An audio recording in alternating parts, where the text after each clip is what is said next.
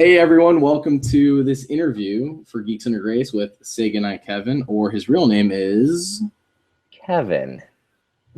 Kevin McCreary, maybe? That's me. Should I bleep out your last name? Yeah, because it's not plastered everywhere. So I got some questions set up, some for our viewers, and by some I mean most of them are like, who is Say Goodnight Kevin? So I'm not going to ask that question 100 times, because that was a lot of the questions. Who Say Goodnight Kevin? And I've got a question I'll ask you later for one of them. I'm honored that you would introduce me then to a new audience. We do. We have a community group on the Facebook and it has like 900 people, really just doing a clean version of the internet, in my opinion. It's just randomness, abundance. So I wasn't surprised when everybody's like, oh, no, you'll see later. I have a weird question and it'll make way more sense. Okay. Especially if it's clean, since then they'd have no idea who I am. No. A clean version of the internet. I like that description. Yeah, they're something else. Let's put it that way, because I'm sure they're gonna watch this. All right, so I guess the first question I have to ask, since not many people might know, what inspired you to start your Say Goodnight Kevin YouTube channel? Well, it was a dark and lonely night.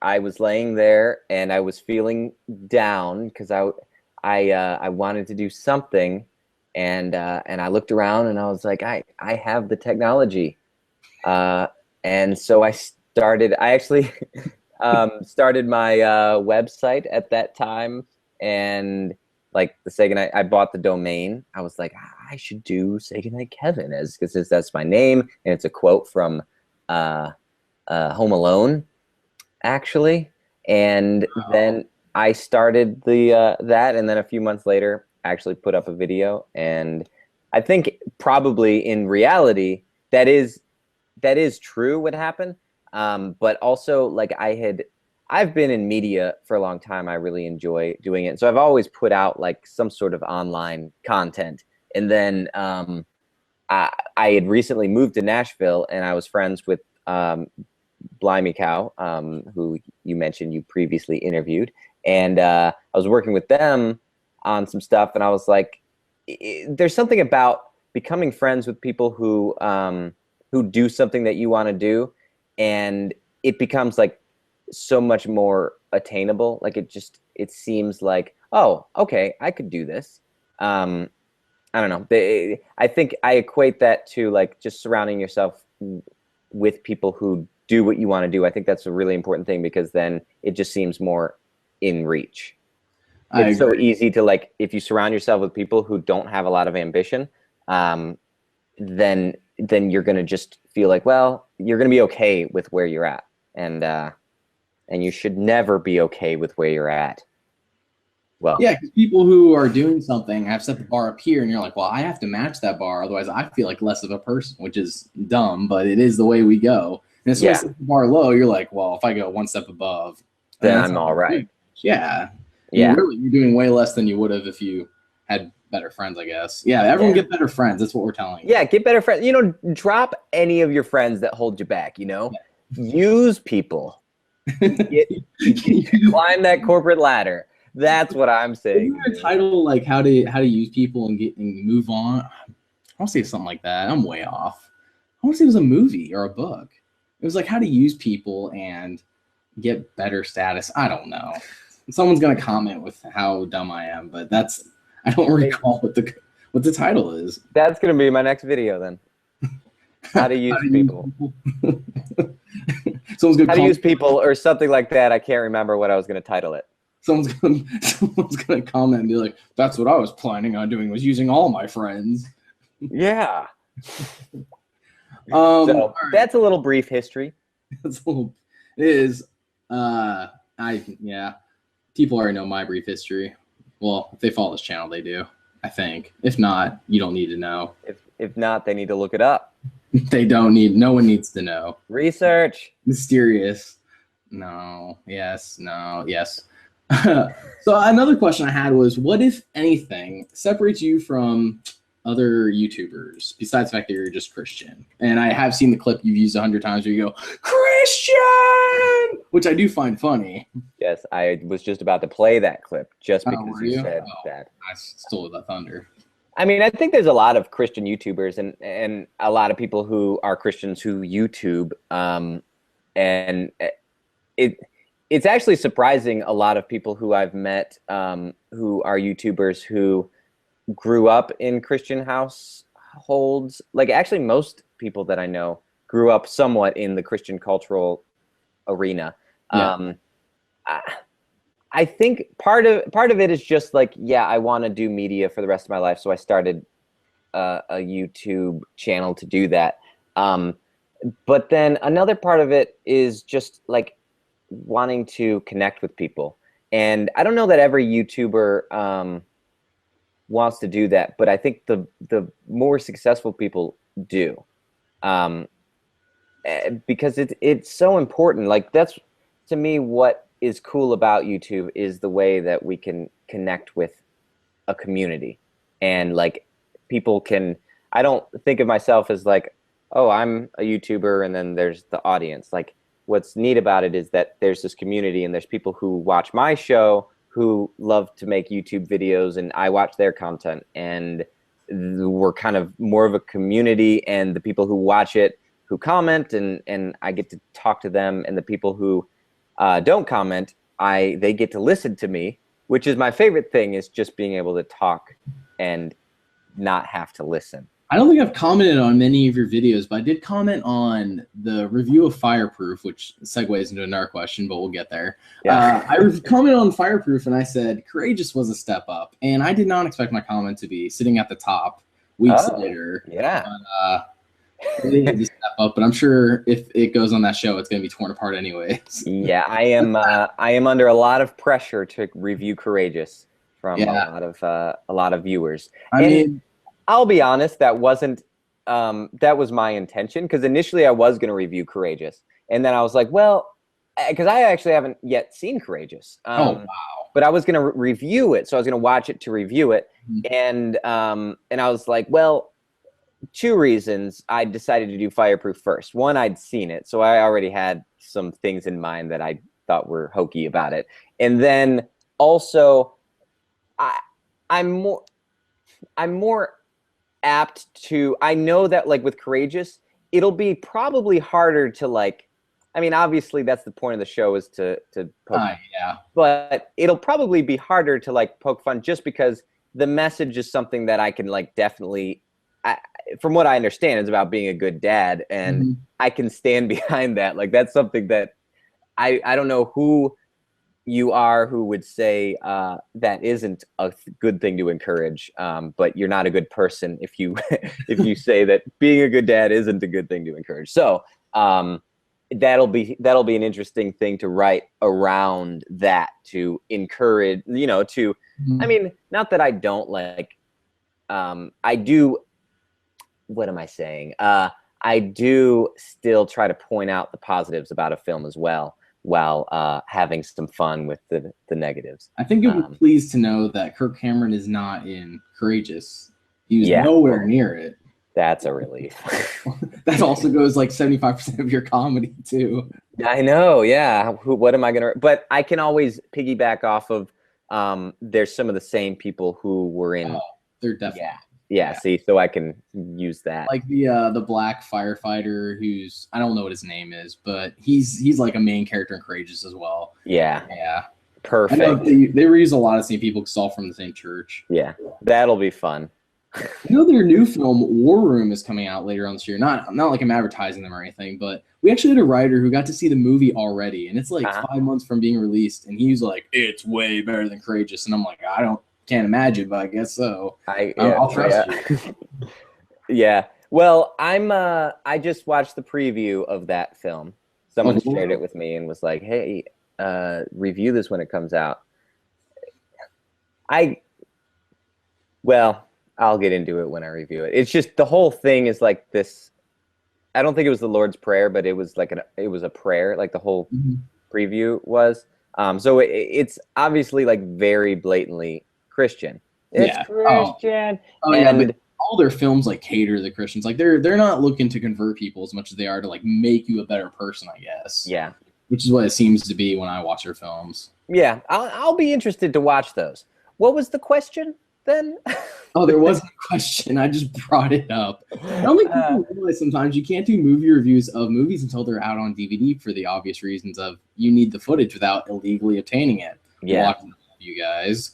I did review I did a short form review of Old Fashioned because I saw a early screening of that. Oh, was that 50 Shades of Grey knockoff? See, that's what's weird about it is that like it came out the same day, and so like the production company promoted it that way.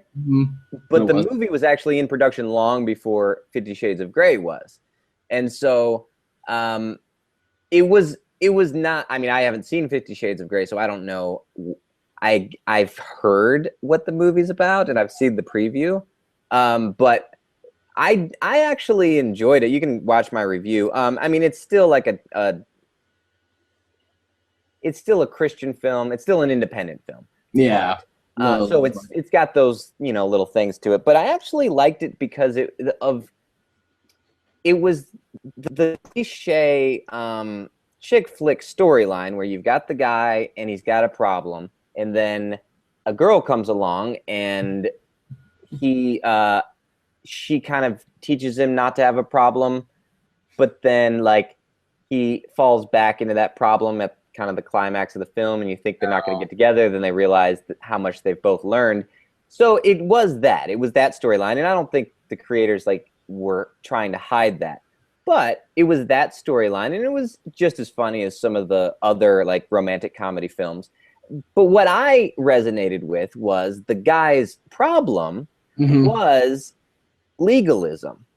And I thought that was kind of an interesting take because it begins and you feel like, oh, here we go. It's really preaching at me. Like it feels like that main character is like really like pushing this this I kiss dating goodbye Josh Harris mentality thing, which is, if that's what the movie's about, great, but then it's propaganda, is how it felt at first. But then you realize that, oh, that's the guy's struggle, is that he doesn't have grace.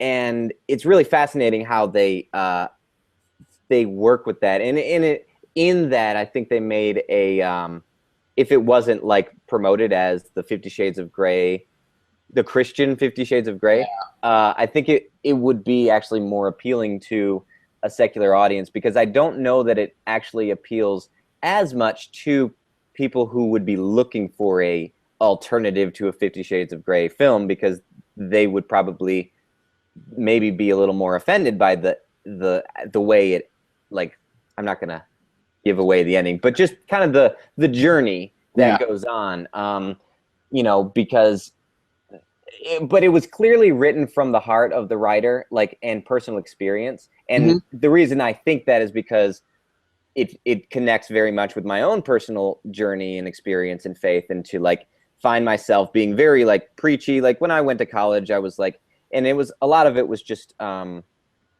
was very gung ho about my faith and stuff. And, and I did not have the grace on others who, I've learned in time to trust the Holy Spirit, and to see God work in other people's lives, just like he's worked in mine. And to, be open about what I believe, but also understand that everyone is at a different place in their spiritual journey. And that sometimes when somebody disagrees with me, it's not always like, it's not my fault. And I can still be friends with them. So, and that's been a journey for me, learning that. And this movie kind of showed a cool little picture of that. So I support the film in that I give it a positive review. I'm not telling people that they have to go see it, but it was interesting. So anyway. Way off topic, people. Glad you're still sticking around. So it's all that to say, I could review a film that's in theaters. Yes. Doing a short form review, but it wouldn't be as funny. Yeah, it wouldn't be the same. I understand. So that's what separates me from other YouTubers. Gotcha. I really like your channel. I didn't even check you out until Blimey Cow. Josh in particular brought you up. He brought you up in the third pew. I don't know if you've ever heard of him. Oh yeah. Yep. Yeah, him and you. He's like, you gotta check these two guys out. I was like, all right, so I did, and I really liked your channel. And the third Pew doesn't upload that often, so I Yeah. haven't really watched much of his stuff. Yeah, So I haven't watched a lot of his stuff, but the stuff that I've watched is pretty cool. And the fact that I think he's still in high school. yeah, So that he thinks about a lot of stuff, and that's cool. Like I thought about a lot of stuff, but I didn't have that kind of outlet. So it's just neat to see like younger people being able to have that outlet. What series of videos is your favorite to create? That's a difficult question, I'll have to tell you. It is.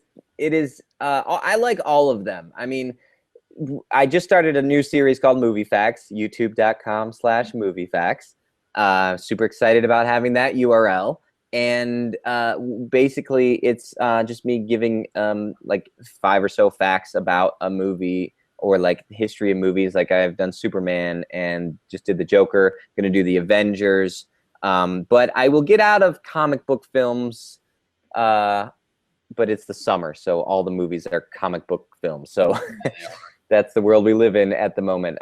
So anyway, that's a fun series, but that's such a commercial type series. Like the intention is to grow it like really big and maybe do some collaborations with like CinemaSins or I don't know, CinemaSins because I know them. And so Bobby Burns and some other like movie type channels. So it's like very specifically designed to be, it's super fun because I can kind of tap into that, but it also gives me the ability to like not have to do like movie, because I thought about maybe reviewing the first Avengers movie for like movie night, Yeah, and doing that for him. But I mean, and I had kind of an idea for it, but if I can just do like 5 facts about the Avengers and get kind of the same number of views, then I can use that kind of as my secular kind of growing my audience beyond like just the Christian market, but also keep like,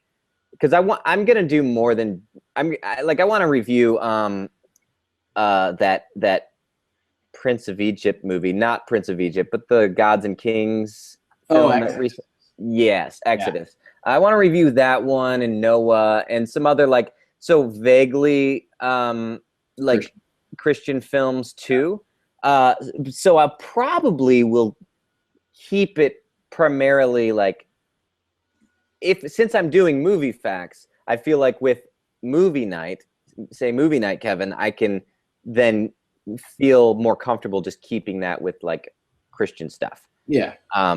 Anyway, so I like doing that. It's super fast. Movie facts is super fun, super fast, and I can tap into like that realm of creativity that I want to tap into and talk about all movies that I love to talk about. You don't have to be restricted to anything. Yes, exactly. But then with say movie night, Kevin, I love to do because I get to say things that like I'm also not restricted with that show that I would be maybe with Movie Facts, where it's like, hey, keep it lighthearted. Well, I can get like there's no show that I can get as deep as I get while still having people say, wow, this is really funny, as I can with say movie night. Like I have a blast thinking about those films and analyzing. Like I don't ever want to, even though I'll make jokes, I don't ever want to like make fun of something too much for something that I don't actually believe in, like that I actually stand for. And so I kind of can like fit in like a message into my review that I really stand for and believe in. But then Say Goodnight Kevin is like how I connect to my audience. And so that's a blast, and that's fairly easy to do once you've made like a long form movie review. And then I do The Tube. I don't know if you've watched The Tube. No, I don't think I've even heard of The Tube. The Tube is a show that I do with Bobby Burns, and it's on his channel. But and a disclaimer, Bobby does use cuss words in his show sometimes, but not on The Tube. Okay. So if you just go to his channel and watch that, then you'll be fine if that offends you. If you're not offended, watch his other videos as well. He's a good friend, and he does some great reviews. Anyway, the Tube is similar to The Office, but it's about two guys trying to get famous on YouTube. Oh, I see. I'm gonna have to check that out then. It's well, who doesn't? About 4 episodes of that, and Blimey Cow was in the last one. So yeah, it's a lot of fun, but it's a little higher production, and that's the thing. Like that's probably why I always have a purpose. Like otherwise, I would just do the same series, but I always have a reason why I start a new series. And there's this thing where like some shows are like tent pole, like big event. I put out the Tube or say movie night. Like those are things that take so much work, but I don't have to put them out on a schedule. Yeah. Where people expect for Say Goodnight Kevin to come out every week, and so I have to keep it fairly simple. I can't do huge production stuff because as soon as I'm done with one, I'm putting together another one. Oh, I know. And so those are more. They're weekly content. It keeps people realizing that, oh, he's got cool stuff going on, and it gives me an outlet to just kind of say things that are on my mind and stuff that I've been thinking about. And then there's kind of like I don't know if you've watched. I've got a series that I'm doing with my girlfriend called Couples Therapy, and that's very much like connect with the audience. Like we did a Q&A this week. And just we want it to be more like an interactive show, kind of like Ask Jordan on Blimey Cow, where it's not going to get like that's not the flagship show. Like it's not going to get the views that like the other shows get, but that's okay because people who watch the show, who are like the dedicated fans, the ones who comment regularly and stuff, they will enjoy that. And that's the point, is to maintain that community. So it's very similar. I was a youth ministry major when I first went to college, and I learned about, like doing evangelism and discipleship. And so you've got your like discipleship content where it's the people who are going to comment, going to interact and that sort of thing. Like you make stuff for them. And then you've got your outreach, your evangelism, where you're getting your name out there to people. And it's not as deep, and it's something that like anybody could come and watch, and they don't have to have seen anything before to get what's going on. Yeah, and then hopefully they become a disciple and watch your other stuff, which would be great. Yeah, that's the hope. Well, I mean, and you think like when you do have a video like that, I always think it's about 10%. So if you're getting your stuff in front of 1,000 new people, then hopefully you're getting maybe 100 like faithful new viewers and stuff. And there's flux, there's influx with that too. So anyway, there's some fun analytic stuff for you. I was actually wondering, I actually wrote down this question too, but I was actually wondering regardless, I know originally you say Movie Night Kevin was Nostalgia Christian, which was an obvious play off of Nostalgia Critic, but I'm guessing a lot of people didn't get that. And then they freaked out and you had to change the name. What exactly happened with all that? Nothing really happened. Like the first episode that I did was reviewing Left Behind. And I had a blast doing that, but it was kind of like a joke. I made the joke of, hey, I'd been watching Nostalgia Critic stuff, and one of my friends was too, and I was like, hey, I should do a parody of it called Nostalgia Christian and say, Jesus died so you don't have to. And that was like the extent of the joke.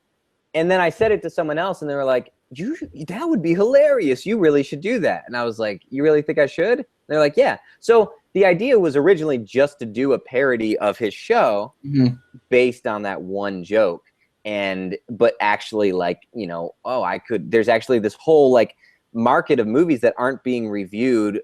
Like, I mean, people are reviewing them, but I feel that I can review them in a way with like my experience and my talent. I can put that towards reviewing this whole like market, this niche market of movies that aren't really being reviewed in the way that I know I can with my experience. And so I did, and then people were like, you should do more. And so I did like 2 more that were more smaller. I did the McGee and Me and Bible Man, which are a lot easier to put together because they're just 30-minute episodes.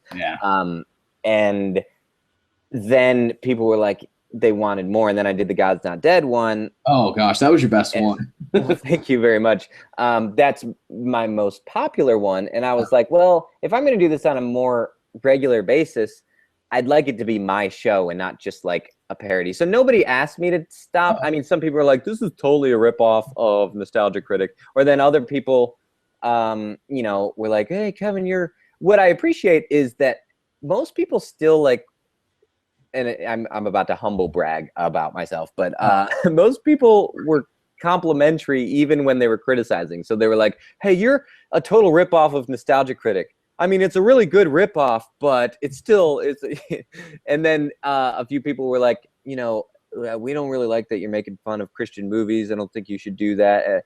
You're very talented, and you should put those talents towards something else. And I'm like, well, thank you very much. I appreciate you complimenting me and also offending me. I've definitely gotten that. I made a video joking about how Geeks Under Grace is Illuminati based off all these conspiracy videos online. And of course, you had so many people were like, oh, this isn't funny. Illuminati's real, and you're probably the Antichrist. And I'm not even kidding. They're going to cause the tribulation. I'm like, oh my God. No. And then you watched Left Behind and realized it was real. It's ridiculous. I somehow connected us to DC Talk and everything. It was, I got really inspired, but I totally agree. I totally understand where you're coming from with people like, you should do something else with this. This is not funny. But yeah, use your talents. But honestly, like to like connect with, to say like, oh, this certain, you know, genre, especially Christians, is outside of accountability is so silly to me. And I thrive then off of like people's like getting upset about it. I don't like to have people mad about what I make, but if they're going to be mad about something that I make, at least it's something that I can like stand behind. Yeah. And it's exactly. So, what was the question? The question was about why you changed the name. Oh, so I wanted a show that was my own. Yeah. And then I thought like movie night, say movie night, Kevin. I was thinking of starting a Q&A show called Ask Goodnight Kevin. So like continuously playing on the name, like doing puns of the name. And it worked. And I did the whole like, oh, I'm going to end it, and made a big deal about it just to like bring the show back and, you know, kind of a new Coke marketing campaign. That's what was happening when you said you're ending. I was like, no way, this is way too popular for him to just. And then I come back and it's exactly the same show. I'm just wearing a different shirt. Just different shirt and different name. That's it. Yeah. So, and a cooler logo and theme song. So, 'tis true. At least it's original now. Yeah, exactly. So anyway, I figured now I can just do whatever I want. I can have I can venture outside of like sticking with the Nostalgia Critics format, because now it's like, you know, I'm not going to get like, hey, you do jump cuts and Nostalgia Critic doesn't do that. And it's like, you know, well, okay, he doesn't. Now I'm doing my own thing. What are you going to do about it? Because I've had people say that, like, this is an okay parody, but it's too ADD. And I'm like, well, that's because I edit like the sections where I'm not like commentating, where I'm just like speaking to the audience. I edit it like a Say Goodnight Kevin episode with the jump cuts, where Nostalgia Critic doesn't do that. No. And I feel like his show is a little slow sometimes. And so, especially when you start a video and you're like, oh, 40 minutes, my gosh. Like 10 minutes of script, like, because he has like 10 minutes of him, like him and his two friends or whoever else is there, like dressing up and acting over whatever, and you're just like, I just want a movie review, please stop. It's like, all right, get to it. And I feel like with my show, because people are expecting, because it's the Christian ripoff of that, like, I just don't want that. Like, part of the parody of it is that I'm making fun of the Christian ripoff of big budget movies while doing a Christian ripoff of a real movie critic, of a big YouTube star. Yeah. Right. So that's like, it's a joke in and of itself, but I like having my own show, and so now I can do that whenever I want. I could do it outside if I wanted. you know? I could do anything. It just opens up as a creative, like, it's really nice to have that freedom of, like, this is my show, so I don't have to, like, stay inside of that kind of box. So that's why. And I knew, I was like, I'll probably get, sorry, I think I'm interrupting you. You're okay. Okay. I was like, I know I'll probably get fewer views off of this initially, but then it's mine and it's my name, and I'm not limited to, like you said, only people who know who Nostalgia Critic is. Mm-hmm. I was just thinking to myself, I was like, what if NASA watches this video and they're like, he said he can go outside. What about into space? Could you imagine? They're like, he has to review Interstellar, Gravity, and other space movies I can't think off the top of my head. In space. Star Wars, Star Trek, just while you're at it. Yeah, might as well. I couldn't do it with Star Wars. Or I could do some of the Star Trek films, I'm sure. But yeah, maybe the prequels, I guess. But yeah. Okay, so one time I went, this is off topic, but CinemaSins did this live thing here in Nashville one time. Mm-hmm. And since I work for the company actually that that runs CinemaSins, yeah, I got to go for free, and it was a blast. And they did this thing where the audience got to pick out like a movie. So they gave 3 movies, and that they were gonna, like, riff live. Mm-hmm. And they gave the audience, like, they could pick 3, and one of them was Princess Bride. And then obviously the audience picked that, and they were like, while they're doing it, they're like, we really shouldn't have even put this in there because this movie's too good. We can't make fun of so much. So they were, like, picking out, like, things, but it is a really funny movie, and to, like, make fun of a comedy that is genuinely fun and interesting is a little harder to do. Yeah, I can't imagine even how you do it when it's a good movie and it's a comedy. Yeah. Where when it's like when it's trying to be good and it's not, that's the best. Like The Room, what a classic. Yeah, see there, when it genuinely thinks that it's a good movie.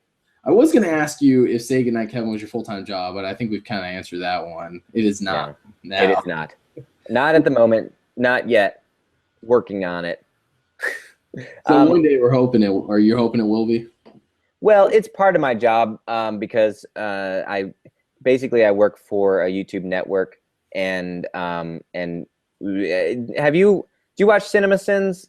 I do. They're the ones who do everything wrong with this film in 14 minutes. Yeah. Yeah. And so, like, there's a show called Couch Tomato that they kind of launched off of their site. Mm-hmm. That he takes 2 films and basically says, here's 25 reasons these are the same film.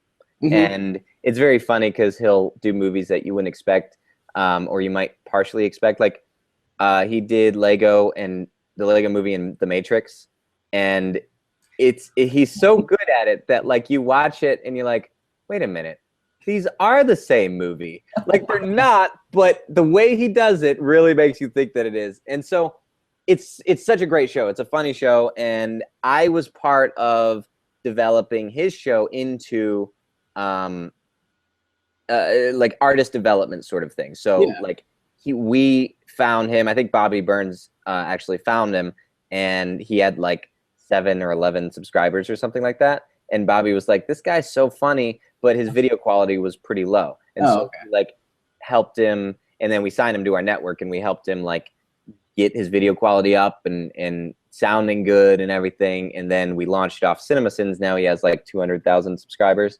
So yeah, pretty exciting stuff. So that's the type of stuff that I do. So basically, he had a bunch of creativity, and someone who's like, I know how to actually make this into, like, refine it into a good product, found him and did just that. Yep. Yeah.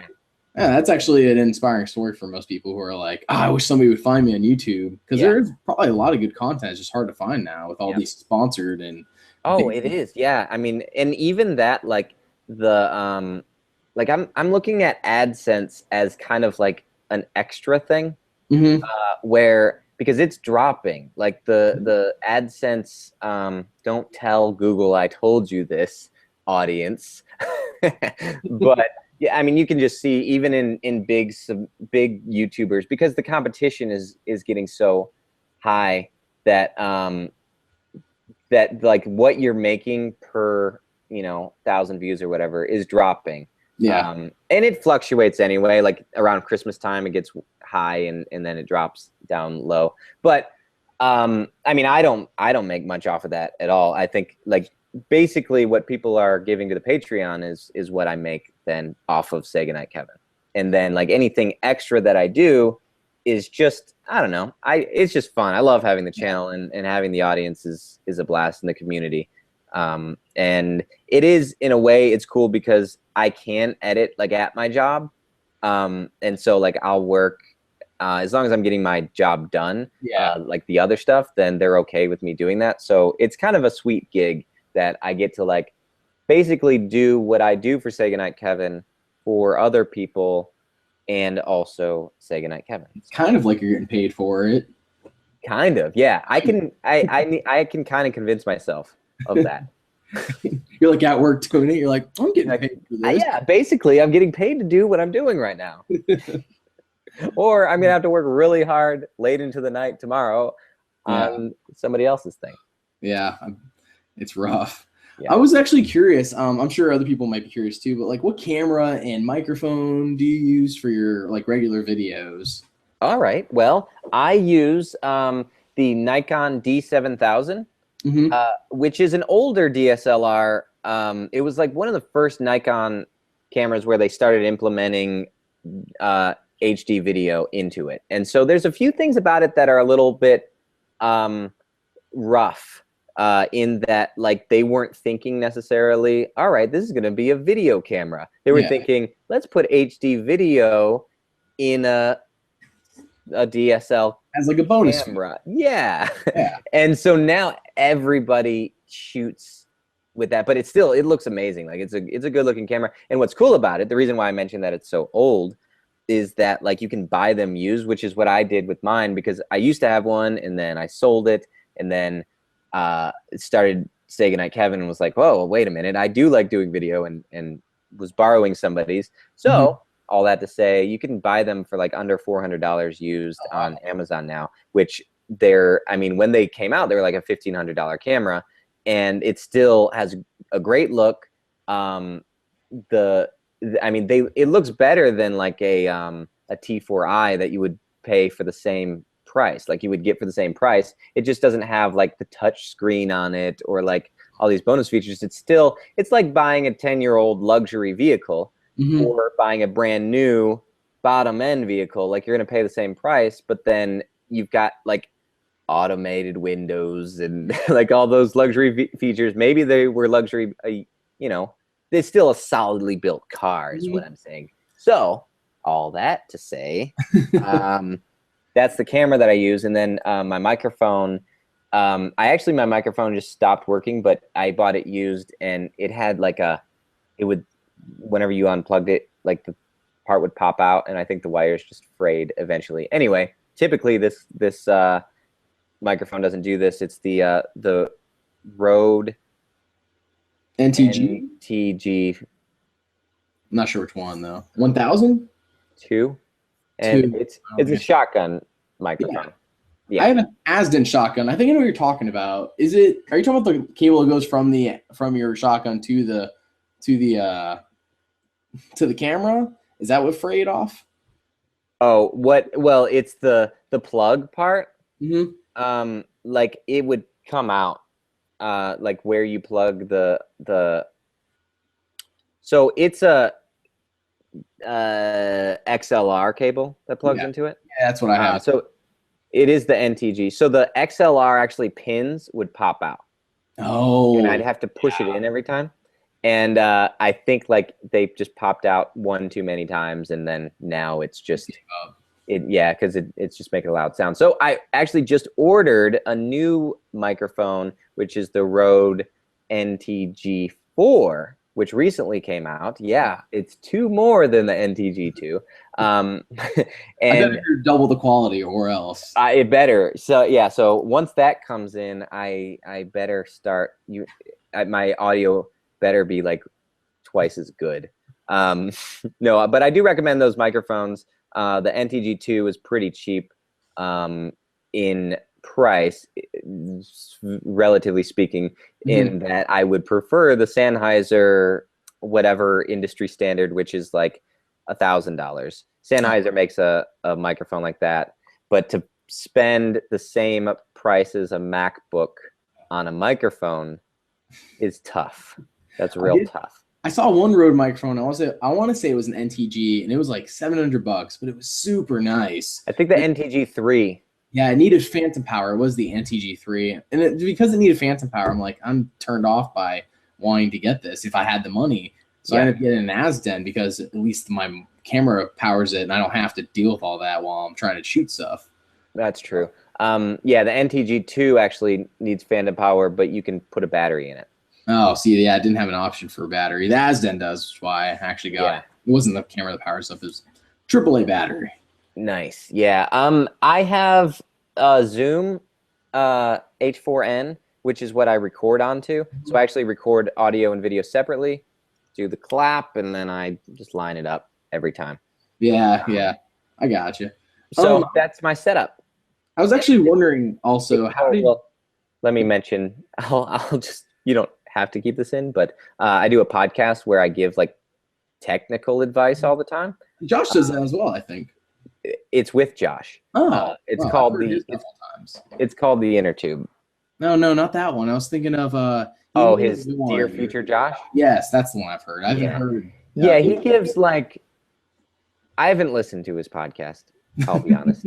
I've only listened to the one about microphones where he talked about what microphone to get if you're podcasting, and that's actually I have a Blue Yeti off screen right now that I picked up because of his suggestion. He loves that mic. He always goes on. It's really good, and I watched a bunch of YouTube videos on it. Everybody's like, "I love it, I love it." I'm like, no one's saying they don't like it. So when it comes to USB microphones, like that's definitely the one that, because a lot of times USB microphones sound so crackly, or they have noise. So that's the best one I've ever heard. Yeah, for just so.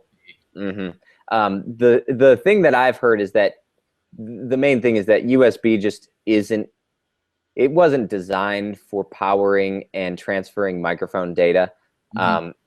So there's still a little bit, but I think the Yeti sounds great. And then the Yeti Pro also is really good. It's as expensive as it's like $300. So it's probably step up as well, I'd hope. Yeah. I can't remember what the differences are, but I've used that one and it sounds good. I was going to mention the Inner Tube, innertubeshow.com. That's the show that Josh and I do together, and it's about media stuff. So it's all about content creation for the internet. That's actually what was perfectly segue into my next question, which was Josh and Blimey Cow. Was it like pre-YouTube, or was it after they already started? It was after they started. I had seen the homeschool video passed around because I was homeschooled, and I'd seen it passed around, but I probably watched it a little bit. I thought it was too long and a little slow, so I didn't finish it. Oh my gosh. I was like, another homeschooler thinking he's hilarious. Here we go. And I had a little bit of, not animosity, but I was like, because I had actually, when I was a teen, I was like 15 or 16, I made a rap song about being homeschooled. And a lot of the stuff I say in that rap song was in their video, how 5 lies or 7 lies about homeschooling. Yeah. And so when I watched it, not knowing them, I watched it and for a little bit, and I was like a little bit jealous, that they did something. They stole all my ideas. I probably came up with this video. I probably wrote it, and then they took the script. But I actually met them at an Adventures in Odyssey, the 25th anniversary, which is this radio show by Focus on the Family. I actually used to work for Focus on the Family, and I was at this convention thing, and they were there because they're huge fans of Odyssey. And I didn't know them, but my friend Garrett, who does Blimey Cow's music and actually made my intro music as well, he he was a big fan, and so he's like, oh my gosh, it's Blimey Cow, and he introduced me to Josh, and then I was like, oh, it's that video? Okay, that's really cool. And then I stayed in touch because I've always wanted to do YouTube videos. And I remember I started a podcast when I was 20 or so, 21. And I always felt like 2 or 3 years after that, I was like, I wish I would have started a YouTube channel, because if I was pouring the work that I'm pouring into my podcast into a YouTube channel, just naturally, I would have much more like viewership or fan base, because podcasts just don't have a lot of, it's a niche within a niche. And then my show is a subject that's an even more niche. So that's how I met them. And we stayed in touch over Facebook, because Facebook chat, all the things that I hate about Facebook chat is the best way to message people. I wish more people would use it. And As I have a whole thought on it, because like I don't like to text, because that's an urgent thing. Where with Facebook message, it's okay if someone sees it and doesn't respond right away. That they're gonna get to it. But it's not like email where, anyway. I actually downgraded to a flip phone so that I don't have any text on it, for the reason of I just don't like text. I really don't like it. So now it's just whenever I get on the computer, I check Facebook. That's pretty much it. It's not just message me on Facebook. Yeah, and that way it's just texting was just getting dramatic, I guess, with people. Yeah. If it's an emergency, like if you need to get a hold of me right away, and then you can text me. Otherwise, message me on Facebook. Yeah. So, so we stayed in touch that way, and Josh and we have a whole podcast where we talk about media stuff. So like if you listen to that podcast, that's basically what all of our conversations were like on Facebook for like 2 years. And we stayed in touch, and I was interested in YouTube. He was interested in podcasting. We knew of each other's shows, and so we would just always give each other advice and stuff. And so like leading up to him starting the Blimey Cow podcast, he was asking me all kinds of stuff, and I was giving him advice. And then some he took, and some he was like, Kevin, you gave me terrible advice. I just asked some other guy, and he said this was better. And I was like, oh, great. Well, and then cross that off of advice to give, and then add the new advice. So update my advice list. I was pretty excited when I was like, oh, Blimey Cow's in Nashville. That's cool. And then I knew, and then I found out you were in Nashville as well, which I kind of figured just seeing you pop in their videos all the time, because I'm from Knoxville. By from Knoxville, I mean currently I'm not in Knoxville because the military has me somewhere else. By top government. How do you watch Blimey Cow? You're in the military? Yeah, but I'm in Virginia. It's not that. It's not that kind of military. I get out in like 7 months, and I'm going back to Knoxville for school, for film school actually. No, I was gonna. I know you're. How do you watch Blimey Cow and be in the military and not get offended? I'm kind of over it. It's been a few years, so it's not. Yeah. Once you've been in the military for a long time, then you feel that way. You can feel that way as well, I suppose. It's to the point where I was at 7-Eleven today. We're getting way off topic, but this lady's like, "Thank you for serving." And I'm just like, it's just it happens so often. It's. I know it sounds bad to say it gets annoying, but it gets annoying. That's funny. Yeah. I respect it because I couldn't have done it. Jeez. It's cool though to hear that you're doing like creative stuff like this, because I always felt like I would get like the creativity, like they would want me to get rid of that, and I about that, because it's so not my it's not my crowd. No, it's not even my crowd. I found out the hard way by joining, but they don't tell you that when you're at the recruiter. So. Oh man, one time. Okay, so after working at Focus on the Family, I wanted to do more creative stuff. Same reason I changed the name of my show to say Movie Night is just I like to have ownership over the stuff that I'm creating, but while I was building on that because I do freelance work too. So now I get to do like freelance work plus stuff with Made in my job, and then Say Goodnight Kevin. So everything is like geared towards like funding Say Goodnight Kevin. Mm-hmm. Anyway, I was working at a deli, delivering. I was a delivery driver, and so I was wearing my deli shirt and stuff. And this guy, like, I was putting gas in my car, and this guy like whips around, pulls up next to me, and he's like, "Hey, son, how's it going?" And I was like, "Going really well." He's like, "So you work at that deli that you have the shirt on?" And I was like, "Yeah." He's like, "So have you ever thought about?" And starts like trying to recruit me into the military. And I'm like, "Oh, so he saw that I have a minimum wage job. So he assumed, hey, buddy, you're not doing anything with your life. How about the military?" It sounds just like it. And I just read this realization that, oh, they're looking for anybody dumb enough to join the military. Exactly it. Hey, you look like you're an idiot. Want to join the military?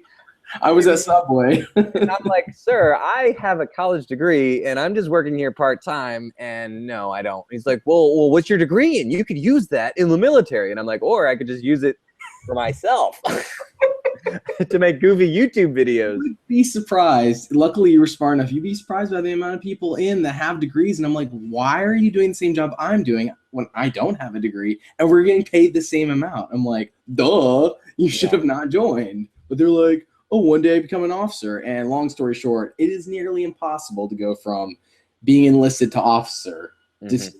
Just know that it's next to impossible. People get lied to and they think they can happen. And it doesn't. It never happens. So are most of the officers like academy graduates or something? Most of the officers, they go to college for 4 years. For example, we have like legal officers, and they get a legal degree, and then they join as an officer. Like you go to your own. You don't go to boot camp. You go to some officer cadet school, and like they get paid way more. So if you're going to use your degree, you become an officer. You don't become enlisted and then try to become an officer. Yeah, you just go off. Yeah. That makes sense. Yeah. Too many people join thinking that backwards. It's just very backwards. But yeah, that sounds just like the recruiters, man. Yeah. I guess because I was older, because I remember going to the recruiting office at the mall when I was like 18 and wasn't sure if I was going to make it into college. And I was like, well, what else am I going to do? But I mean, the military is a respectable thing. And so, and having that, like that, and that's when they get you. It is when they get like, but now being older and then having a recruiter come up, I guess it's the same as whenever, like someone tried to pitch me Amway the other day and I felt the same way, or like someone comes up and gives me a gospel track and, and I'm like, I can spot a salesman very easily now. And not that what they're selling is not true, but I don't want a salesman to tell me about it. So that's me. So now I've offended anybody who's ever handed out gospel tracts. If I got a gospel tract, I'd be like, man, I must look like I'm not a Christian. Right.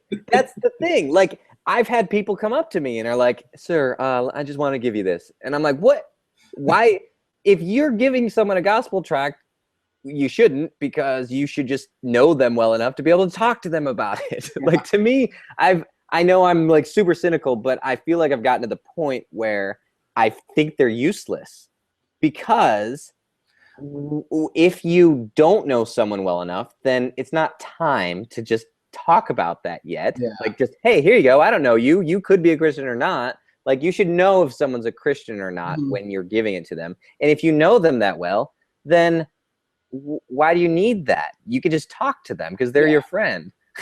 I've never been a big fan of the tract either, but some people swear by them, and I'm sure people have been saved by them, so I can't sit here and say otherwise, but yeah, I'm not for them. I know, but if you get saved based on a lie and you find out it's a lie, then what? Then you, at what point? I'd rather just start fresh, like start with the truth. Yeah, that way they don't feel like they've been lied to, and they're like, oh, this whole religion's a lie now. And it's like, oh man, the guy who, I mean, not, people should understand that people aren't perfect, you know? So I think that should be like first and foremost, that like Christians aren't perfect. That's a misconception. We're all not perfect. So we're not like setting people up to like, oh man, my youth pastor, he fell into sin and now I'm questioning my whole faith. Like our faith should never be based on like the actions of other people. Yeah. But like also we shouldn't use trickery or salesman tactics to like bring people to Christ, because I mean, even like over emotionalizing like a situation, like a altar call, emotion is something that is very fleeting. And so if like you confuse the Holy Spirit with an emotional experience, then when that emotion's gone, you're going to feel like the Holy Spirit's gone. And anyway, there's my gospel message for today. I get a lot of people messaging me, as you would suspect, I imagine my shows that I do, you know, saying, well, God's Not Dead may not have been a perfect film, but a lot of people came to Christ through it. Oh, man. I'm not gonna go too far here, but on the community Facebook page, me and this other guy, and we're like huge into film. We know what we're talking about. Like, it's super clear. Not to like brag on myself, but I know what I'm talking about when it comes to film. Not many other things, but that's one of them. And so I'm like, God's Not Dead is just not. It's not a good film. The message is great. It's just not a good film. And it's just like impossible to explain to other people that it's not a good film. It's a great message, not arguing that, but just terrible. Like, not production value. I don't. That's a whole story, but yeah, it's just not a well-told story. The production is lazy. Yes. And I mean, you can find out all sorts of what I think about it. Yeah. I had to cut that review down so much because I was like, I had enough to make it probably twice as long as the film itself, because I just had so much to say. And I watched it around like December, that me and Josh from Blimey Cow and Bobby Burns watched the film together initially. And then I spent probably a good month and a half just like thinking about it and writing the script and talking about it. So I didn't want to say things wrong, but I'm like, I need to know why I disagree with something and be able to explain it. Because sometimes I'm like, I disagree with this. I'm not sure why. So maybe it's just me having a knee-jerk reaction. Yeah. Little Blimey Cow reference there. But then if I do know why, like if I can know why do I disagree with this, and is it, do I need to change, or is this really something that I should stand against? Then, so I got a lot of time with God's Not Dead to do that and to talk about it with my friends and other people that I know and find out what they think. And so now I've just got so much now that I could say about that movie that I can't even. Now, having thought about it so much, I don't even think it's a good message in that. Like, I believe that the gospel is a good message, but just the way that the kid in the movie goes about it kind of like what we were talking about, like just especially with like the professor opening up and like sharing his heart, and the kid still being like argumentative and a jerk to him. He's like, yeah, breaks like, my heart. I'm like, myself to you, and he's like, oh, I told you you're wrong. Yeah. Why do you hate God? Like that part where he's yelling at him in that classroom. I hate that, because that is not what we've been called to do. And I don't like I have this thought, and it kind of correlates with what's going on in the news right now, where if like everybody wants to paint themselves as some sort of victim. And I even saw some post about like police officers talking about, oh, we're like police officers being victims, or the troops being the victims, or that everybody wants to be, no matter what side of whatever you're on, you don't get any negativity. And the reason why is because then if you're the victim, then any like attack that you do towards someone is self-defense. And so if Christians can paint themselves as the victims, then yelling and being total jerks to people is justified, because we're just defending ourselves against but in reality, like, let's step back and look at the world. And how are the other side, or maybe not even looking at things as sides, but what you think is the other side, what is their motivation? Maybe it's not that they're this monster who just hates God, but maybe they have legitimate reasons, and discover that about other people rather than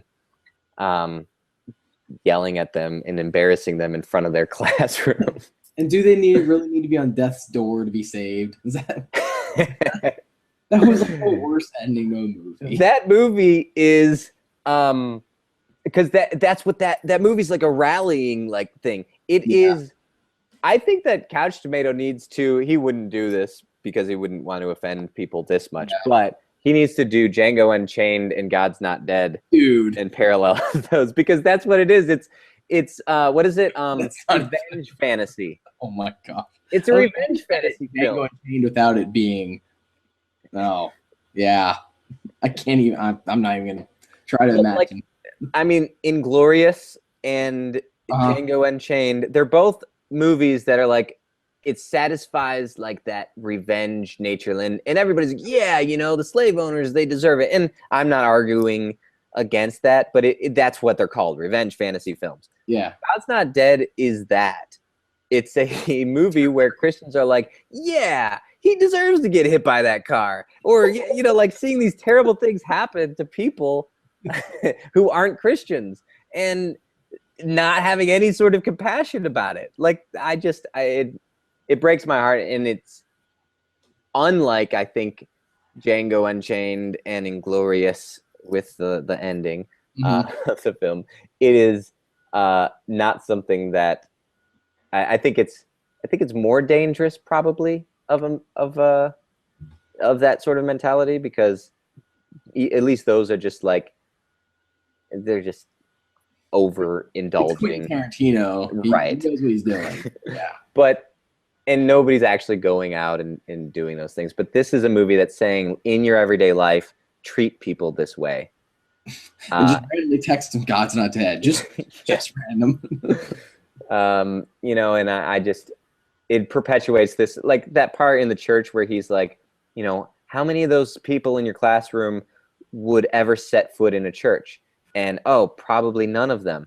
But that's not true. Like, there are a lot of Christians out there who aren't as blatant about Christianity, but they are like believers.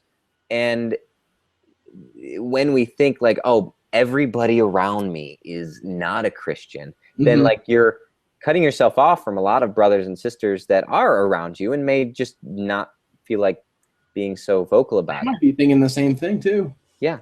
Yeah. Yeah. There's no Christians, so I'm not going to say nothing because, you know, I don't want to be made fun of, I guess is the weak way of saying it, but that's really what it is. Yeah.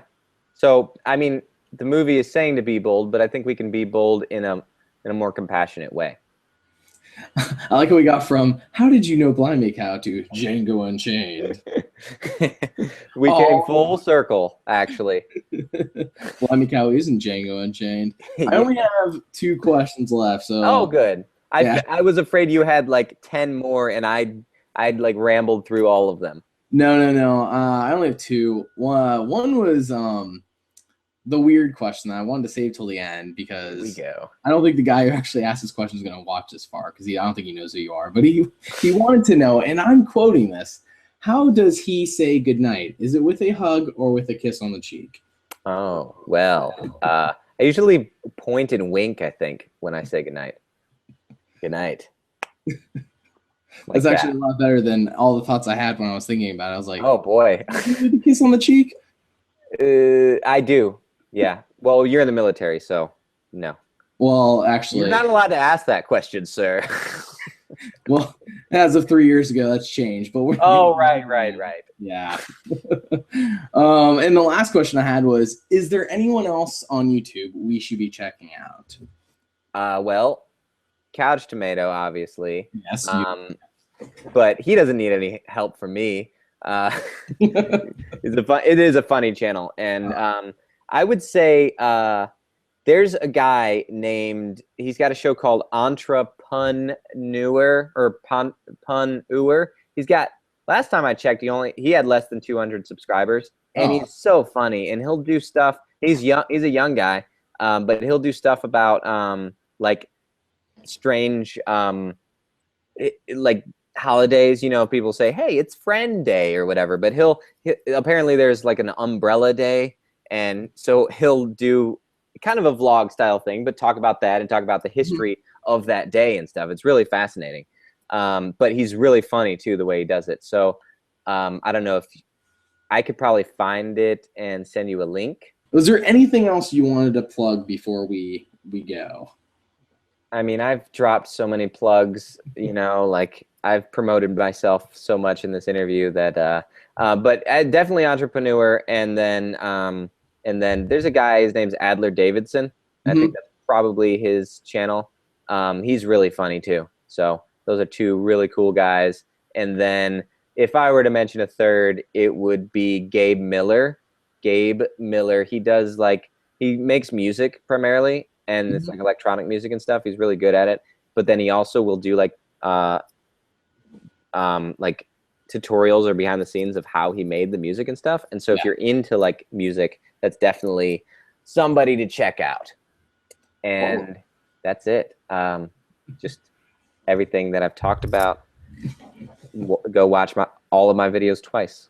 I'm not gonna lie, I've seen all your movie night reviews. I watched them all with my brother one night, and my dad was in the living room. He's like, "What are you guys watching?"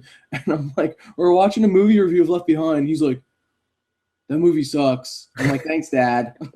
I think you and this guy would get along. No, I agree. The old one and the new one, but anyway, the new one was worse.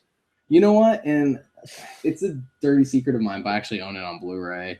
And I know it's not good.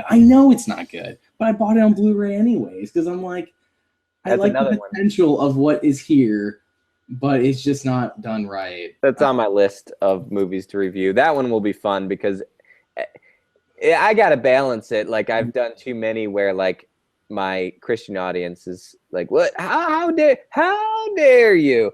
People are going to agree with you on that one. I've got nothing but hate for liking that movie at all. Yeah.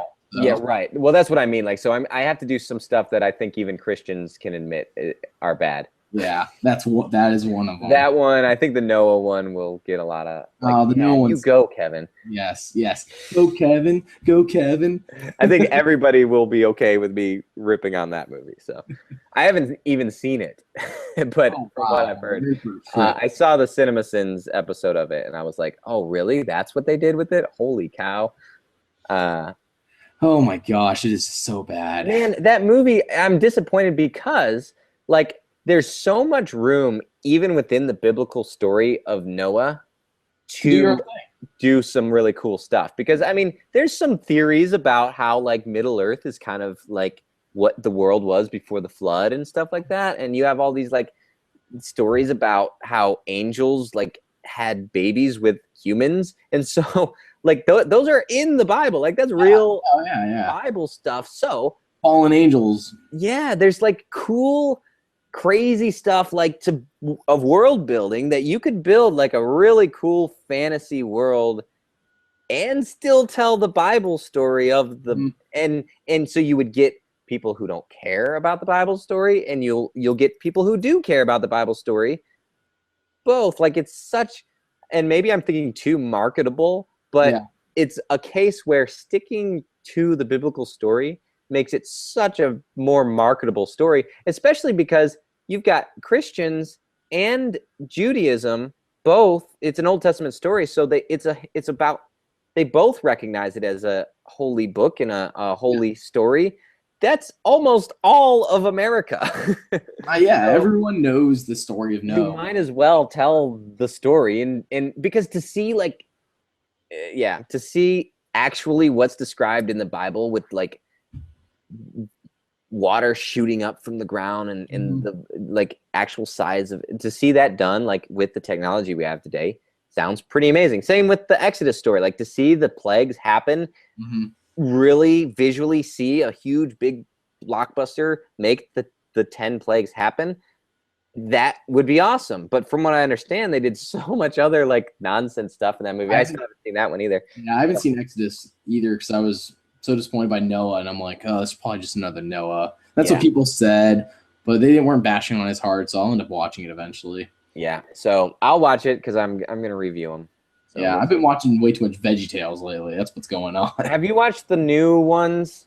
You know what? I did. I watched it's called VeggieTales in the House. It's on Netflix. I'm not being paid to say that, but it is. It's on Netflix. Yeah. And it's not bad, actually. I don't like the theme song, but everything else is like, it's just different animation with the same voice actors and the same jokes. It's a little weird that it all takes place just on the counter. Yeah. I think that because I like how they go into that. People keep asking me to review VeggieTales, but obviously I can't rip on VeggieTales because it's too good. Like that's a good example of quality Christian media. It gets harder as the episodes go on. I wrote the first 2 scripts. I did the first one, the second one, and some of them are really easy because there's like things you don't notice until you're watching it over and over and over again to find something. And there's like scenes where like the animation screws up or it just like subtly changes, and you're like, wait, what just happened? You had to go back up. Like Bob is in Junior Asparagus' room in the first episode, which, by the way, creeper alert, an adult just showed up through the ceiling. Yeah. Oh, that first, the God is bigger than the boogeyman. Yeah. Watching back at that, it's like, wow, this animation, it looks like it was done in Blender. Well, what happens is Bob's just standing there, just talking, nothing else is happening, and then the carpet moves like 2 feet, and you're like, wait, what? And then in the next episode, where the Grapes of Wrath come in, and they're like singing and making fun of Junior Asparagus again. I don't know why he's like the star of all these episodes, but they're making fun of him, and then Junior's dad comes outside, and in the first shot of him, it's normal, and then the second shot, all of a sudden, his tie's like flipping around. And I don't mean like the whole tie; I just mean like all the colors are just like flipping around, and you're like, "What's happening?" Did you notice this? You couldn't fix that? It was weird. Just like zoom in a little bit more so I don't see the colors constantly flipping around. That's so funny. Yeah, but you think about the render time, like they probably couldn't watch it while they were making it. Yeah, in 93, 94, I can't even imagine how they did it to begin with, let alone. Yeah. It's crazy. They did it. But those in their defense, like you watch old Family Guy, like first season Family Guy episodes, or definitely South Park is so bad. Like the animation is so bad in the first season and stuff that like, so even like that world, VeggieTales had humble beginnings in the same way. So but the writing was always solid. And so that's I think what I like about VeggieTales. And that's what I'm going to do. I'm going to do like top 5 VeggieTales episodes or something, and then talk about like what is it that makes VeggieTales stand out to me above like, in a world of like very little quality Christian entertainment. Yeah, and it was pretty Toy Story too, which people forget. Yeah. Exactly. Was what took off the whole computer animation kids entertainment that we see dominating today. Yeah. That's all I got. Do you have anything else? That's all I've got to say, man. Thanks so much. I really appreciate it. Everyone, make sure to subscribe to Say Goodnight Kevin and Geeks Under Grace. Thank you for watching. And comment with, I don't know, Kevin, you got a question for them to comment with? What was the first VeggieTales show you ever saw? And if you've never seen it, well, then you could stop watching right now. No, I'm just kidding. Are you kidding? That's a prerequisite, people. I'm just kidding. All right, thanks for watching, everybody.